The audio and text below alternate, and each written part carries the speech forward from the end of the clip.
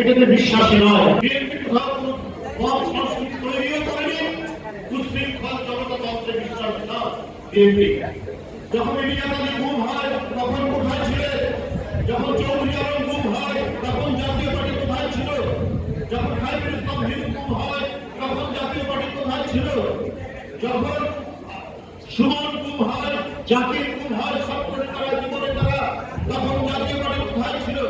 যখন ২০০০ ভোটের নির্বাচনে ভোট কেন্দ্রে কোনো ভোটার নেই, সেখানে কুকুর, বিড়াল, গরু, ছাগল ঘুরে বেড়াচ্ছে, সেই নির্বাচনে জামনা করতে গেলে করতে আপনারা গেলেন।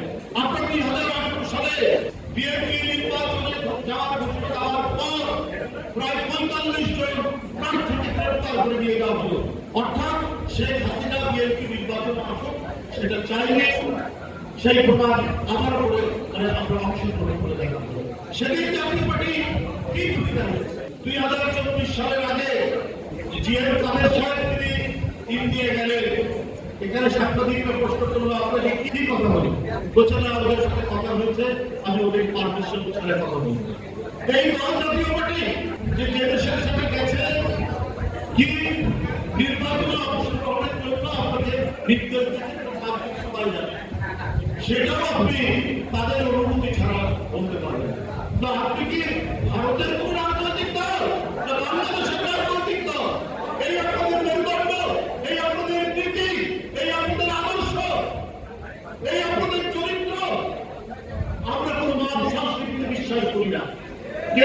যে রাজনীতি করবে না করবে এটা আইনের ব্যাপার, ওটা সরকারের ব্যাপার। বিএনপি কোথাও মত সংস্কৃতি তৈরিও করেনি, সুশৃঙ্খল জনতাতন্ত্রে বিশ্বাস না বিএনপি।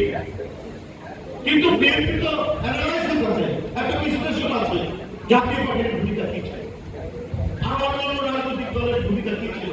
এই ভয়ঙ্কর রক্তপিপাসু শেখ হাসিনা আওয়ামী ফ্যাসিবাদকে কারা রক্ষা করেছে?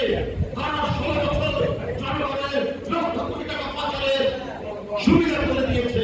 কারা এই দেশকে আওয়ামী ভয়ঙ্কর স্বেচ্ছাতন্ত্রকে প্রতিষ্ঠিত করার দিল দেওয়ার দায়িত্ব পালন করেছে? তার মধ্যে একটি হচ্ছে জাতীয় পার্টি।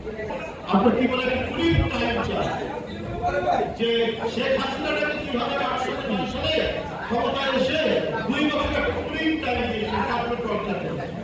বিএনপি কখনো টর্চার বিশ্বাস করে না। পুলিশ টাইম আর টর্চার করছে বিএনপি তো ক্ষমতায় নেই।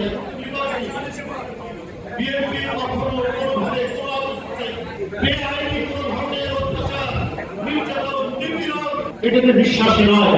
কারণ নিজেরা আমাদের জীবন দিয়ে আমরা প্রত্যেকে ভুক্তভোগী, প্রত্যেকে যারা বসে আছে সামরিক ৫০টা সর্বোচ্চ ৫০০ মামলায় প্রত্যেকেই আক্রান্ত। তো আমরা নিজেরা যেখানে আক্রান্ত, আমরা অন্যকে কেউ অত্যাচারিত হোক, অন্য কেউ লাঞ্ছিত হোক, নির্যাতিত হোক, সেটা আমি চাই।